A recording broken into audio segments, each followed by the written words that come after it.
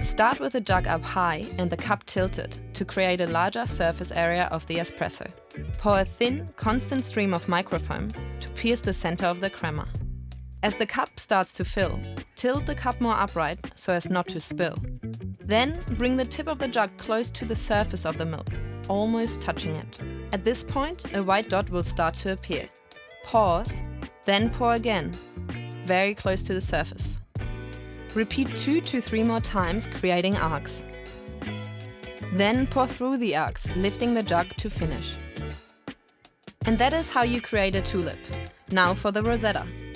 Start with the jug up high and the cup tilted to create a larger surface area of the espresso. Pour a thin, constant stream of microfoam to pierce the center of the crema. As the cup starts to fill, tilt the cup more upright so as not to spill.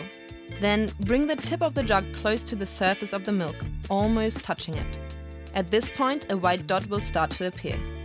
Keep steadily pouring, making the dot larger, gently moving your jug from left to right, creating leaves.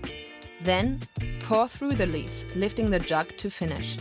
Good luck with your journey!